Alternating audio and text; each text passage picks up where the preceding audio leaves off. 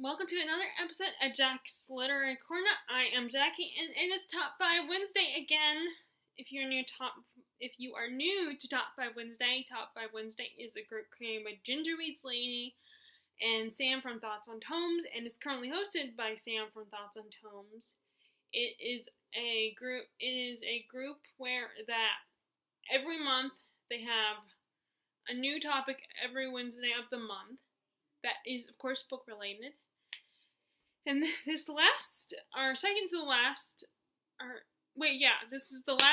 Wednesday of July, and the last topic for July is top 5 road trip books. Now, as I've said before in the past, I'm not big on, I don't read contemporary.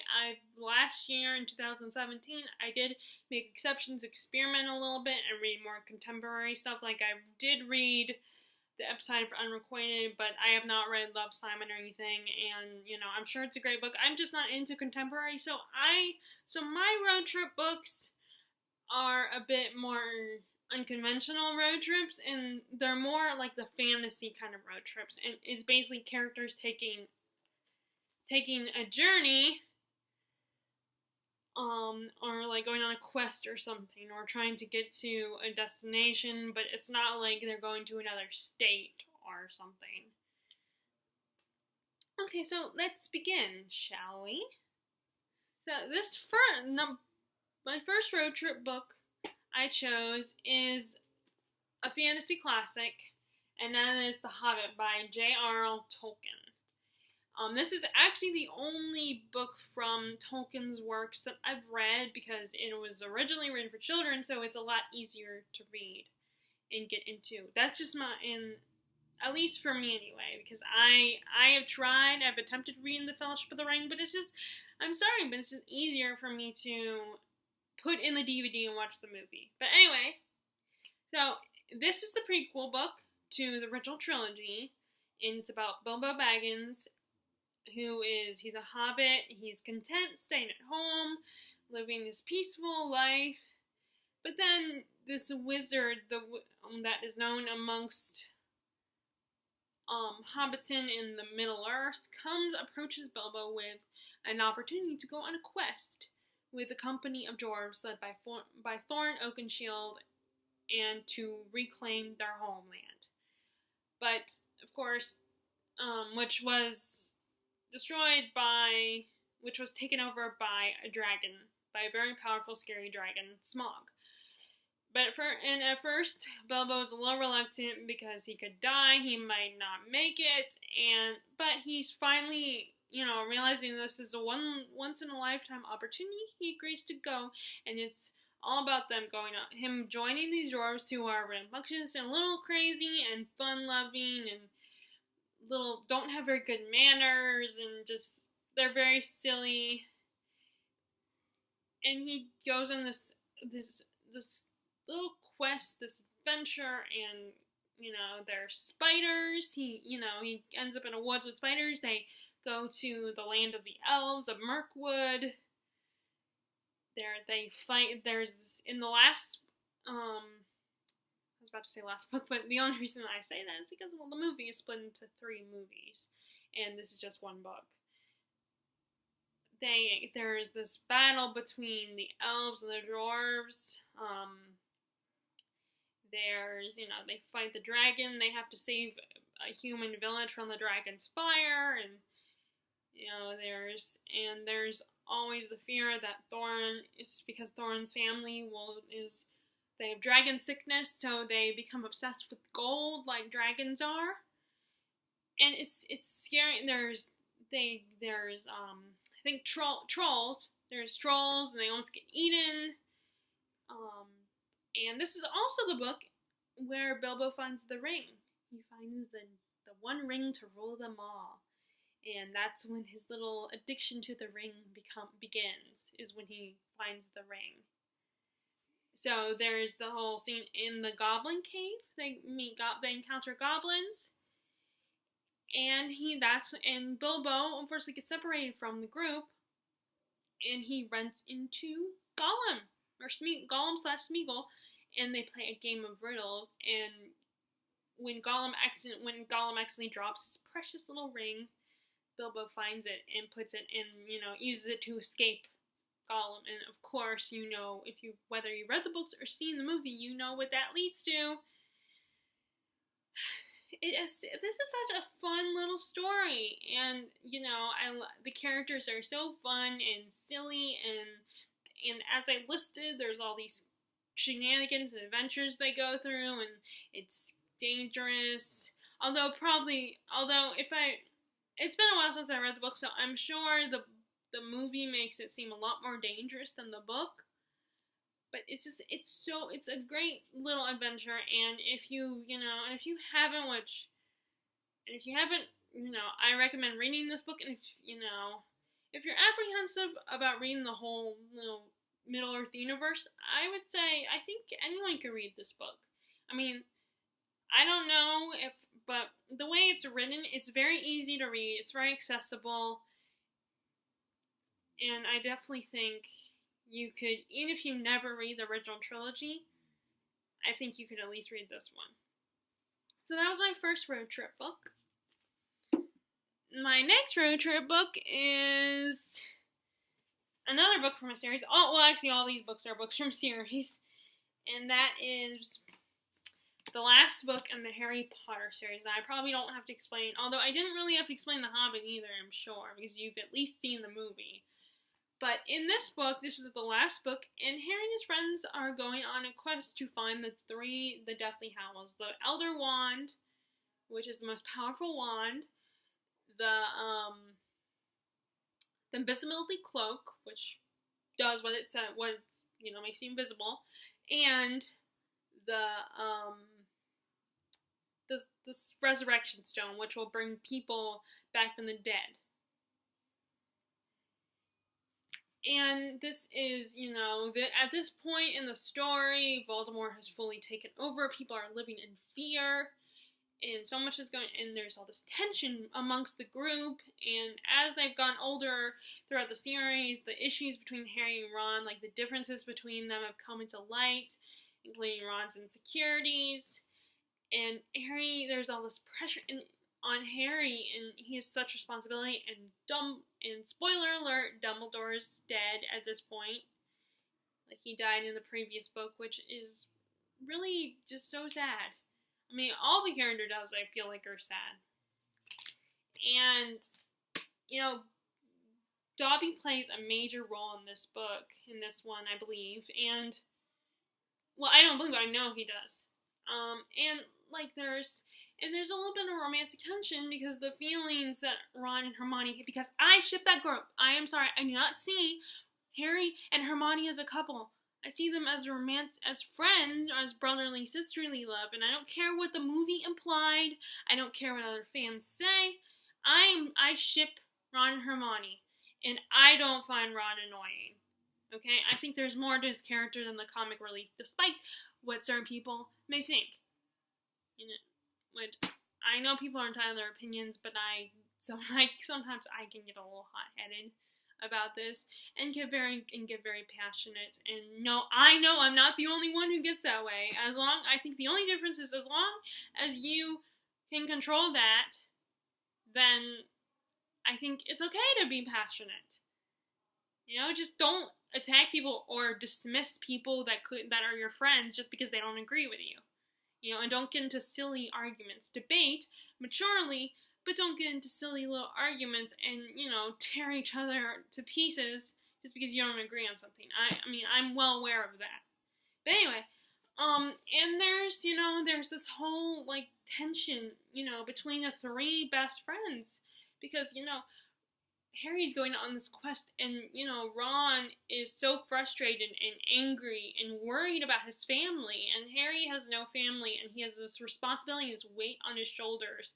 He has to find these items, and neither one of them can really understand what the other is feeling, what the other is going through.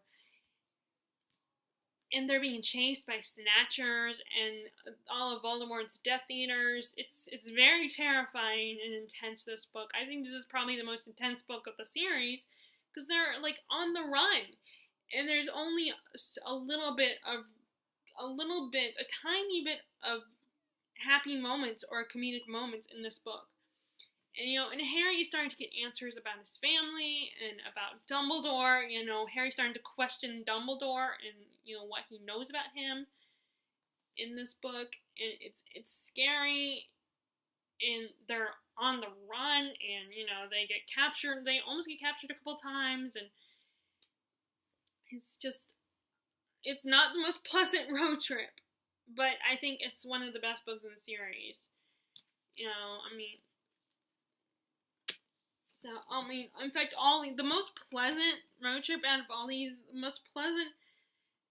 out of all the road trip books I have is this. This is the most pleasant one. I feel like The Hobbit, because the rest of these,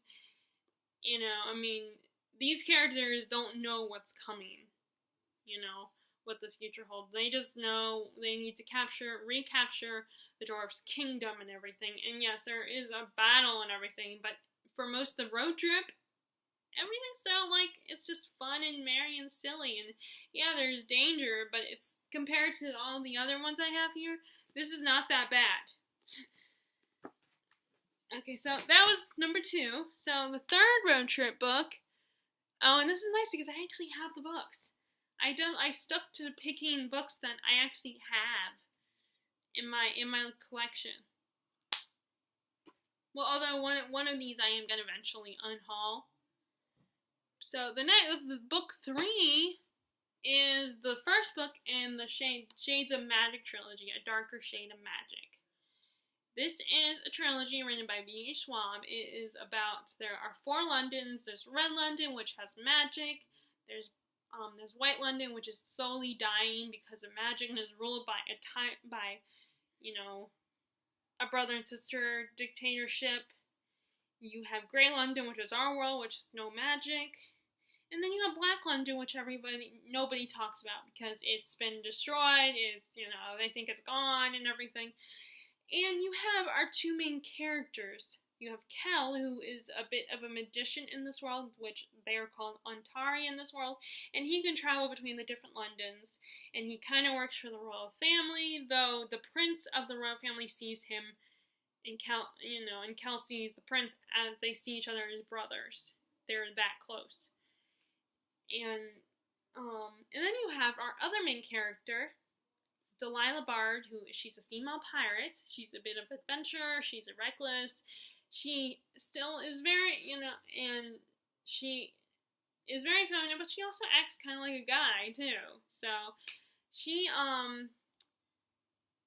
so Kel comes across this black stone, and he realizes, being that it's black, it is from Black London. So, it is his job to return the stone to where it belongs. But he has to go through all the Londons in order to do that.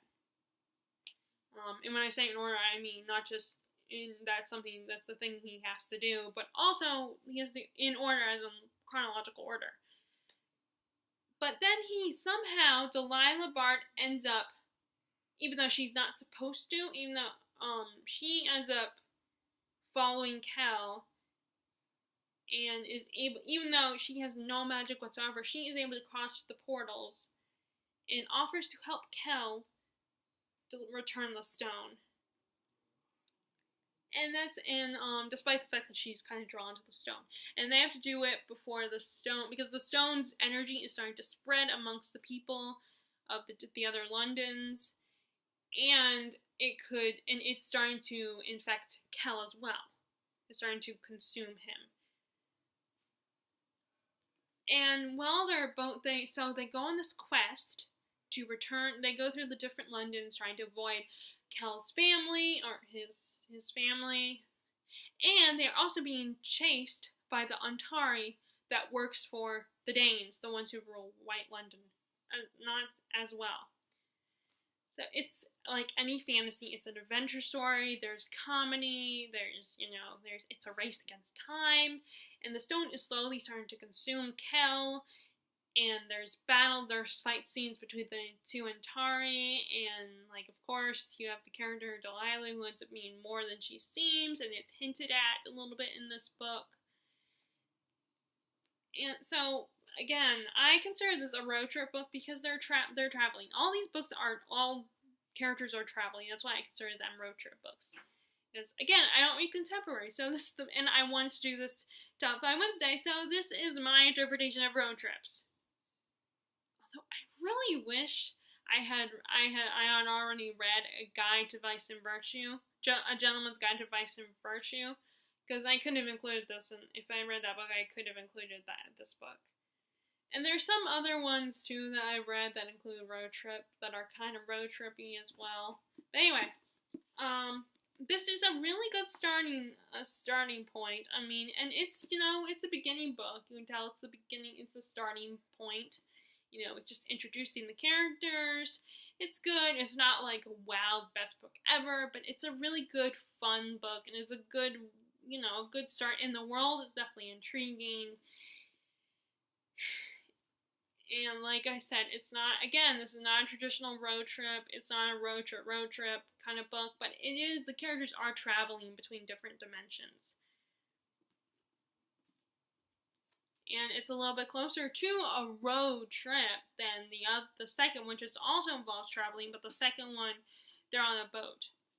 One of our characters is traveling on a ship. And I'm sure you can guess who I'm talking about if you have not read the book.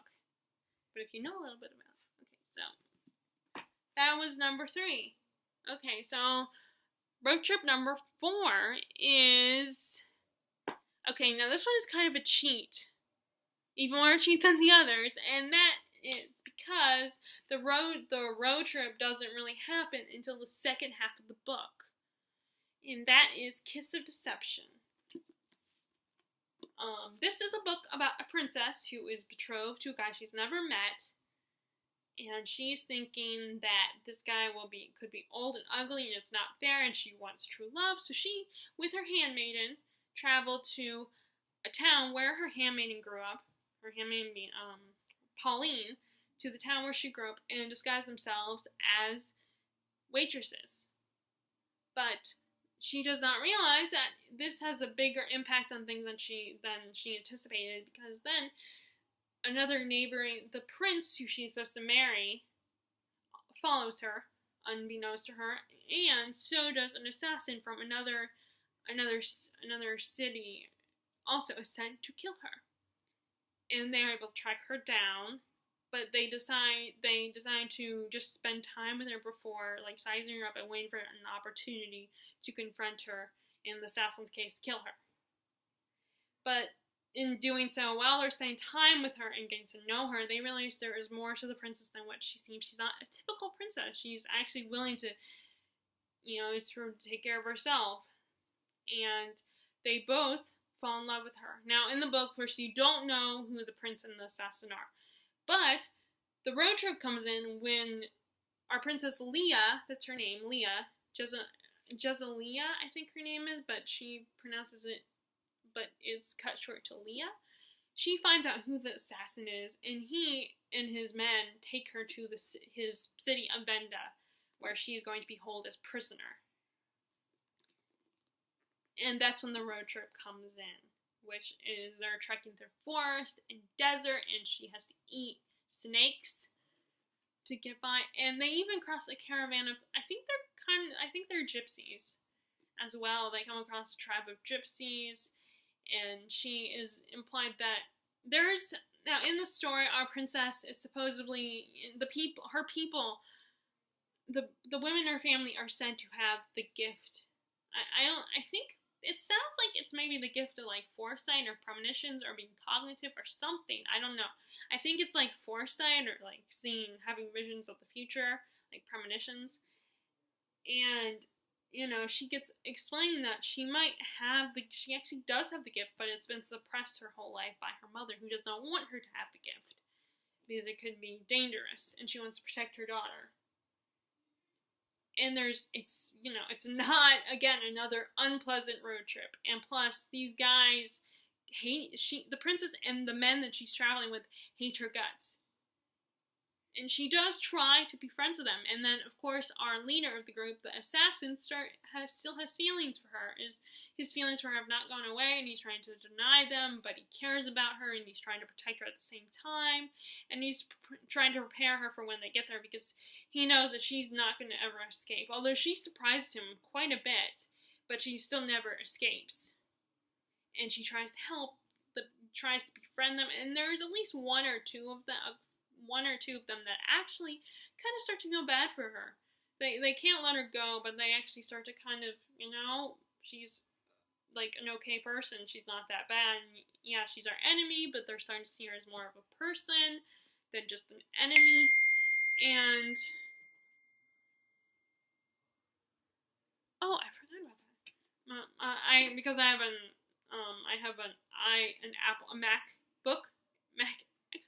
MacBook Air on my computer, so I get and because my phone is an iPhone, I get messages on via my phone on my laptop. So I'm sorry about that. And so it's a very uncomfortable another tense road trip. But as I said before, I don't read contemporary, so these are my kind of road trips. I even thought maybe there would be a road trip and like thrown in any of Sarah J. Maas's books that I have, but I don't know. But so far, none of them have road trips or what seems like a road trip.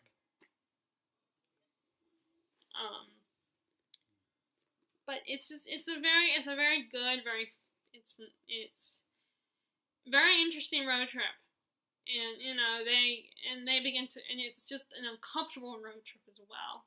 It's like when you just are in a car with someone that you can't stand. Oh, another book that would have been perfect for this Top 5 Wednesday is Sitting on Barry's Thing.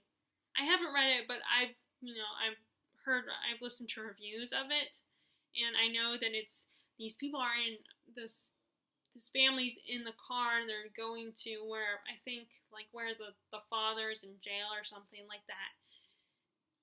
So this, again, another road trip book. That's not the best kind of road trip book, but it's still considered a road trip. Okay, so the last road trip, number 5, the last road trip I have is, and this is only the first. Again, this is the first book in the series, and that is the Dark Tower series. You have our main character, Roland.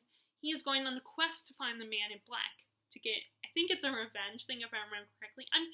I know that I was told that I technically probably don't have to, but it's been so long in between books that I think I'm going to start rereading the series from the beginning because I don't remember a lot of it, and I am not going to go see the movie because I think the movie isn't accurate, which is usually the case anyway.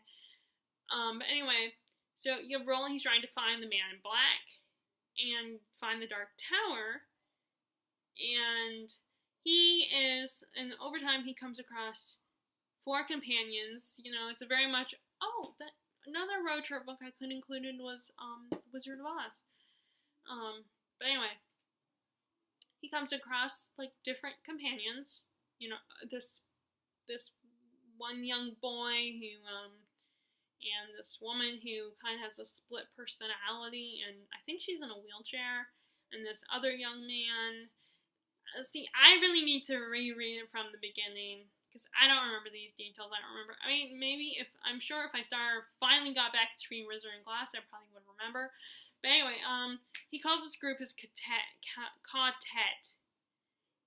and they go on this quest, and our main character Roland is, he's a gunslinger. He's typical broody male character that's just very distant, and I think a good way to describe him, he's kind of like John Wayne type of character, very quiet and philosophical. And, is like, you have to do what's necessary to survive, and we have to focus on the mission only, and he's also very serious, too. He's just a very serious man. Probably if he had humor, it would be very deadpan humor. And there are 7 books, so a lot happens in each book, and what's really kind of interesting, but also kind of frustrates me at the same time, is that Stephen King references his other books all the time, and some of them, and what's frustrating about that is that I don't know all these references. I mean, there's so much in these books, and these books are so long, and he has a huge library of books he's written. So you have to go through all the books. I mean, even some of his most, I want to say his most recent one is in connection to the Mr. Mercedes books, which I don't know if I will read them or not, if I will ever get around to those. I mean, like I like to say that he's an auto-buy author, but then I feel like I can't really say that because not all of his books are books that I am entirely interested in. Because, like, I'm not a huge fan of thrillers, or, and I'm not, like, into car books or anything like that. But anyway, so these characters are on this quest, and there's danger, and I think the boy in the story dies, but he does come back. Spoiler alert. And like I said, there's a lot of references. It's just very interesting because there's all these different worlds. Like, there's our world, and then there's the gunslinger's world, and there's all these strange creatures. Like, I can't remember what book it was. It was the second or the third book with these. They're on a beach. Or at least that's what I pictured when I read, if I remember correctly. And there's these weird creatures that I kept picturing them looking like these weird crabs or lobster things that, walk sideways. Although I think that's what crabs do anyway. I think they walk sideways. Scuttling around. I don't remember which book, and there's also, like, at one point they end up getting on a train that could talk to them and was kind of evil and liked riddles and stuff, and he's also the train from a children's book that is from our world. And I don't know why, but when I was picturing that train, I kept thinking of an evil version of Thomas from Thomas the Tank Engine.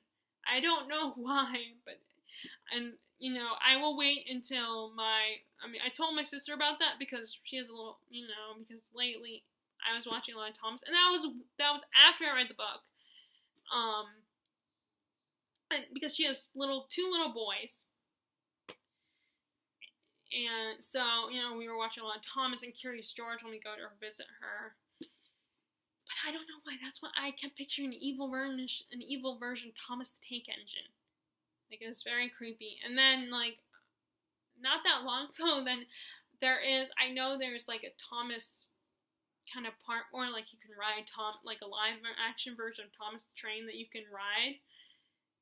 So because of that, now I'm creeped out about the concept of seeing a bigger version of Thomas that's in our world, But anyway, so and I thought that was really cool. So there's, like, a scene with riddles, just like in The Hobbit, and it's a very unique, a very elaborate world that they're traveling through, and it's very interesting. It's very dark and gritty, but it's good. And like I said, I want to reread it so I can remember it better. And maybe I can find out if I genuinely agree or disagree if this is the worst book in the series. Because I don't, like I said, it's been a long time since I read the book. Because it's one of those books that I personally have to be in the mood for. Because of its grittiness and darkness. I'm always in the mood for fantasy, but darker fantasy, sometimes I have to just be in the right mood to go into a darker, grittier fantasy world. So those are my road trip books. Not the most traditional road trips, but I feel like because the characters are traveling on the road, I feel like it's still considered a road trip. What are in the comments below, please share your road trip books, or maybe if you, maybe you can, like, tell me if you did the top 5 Wednesday. You can tell me what your top 5 are, or you can just, like I said, just share your road trip books, whether you are in top 5 Wednesday. And I will post the Goodreads group below in the drop box if you are interested in joining, or you're just interested in doing the topics, even if you don't want to join the group. And if you like this video, be sure to give it a thumbs up. And if you haven't already and you like this video and you like what I have to say about books, then please subscribe to my channel.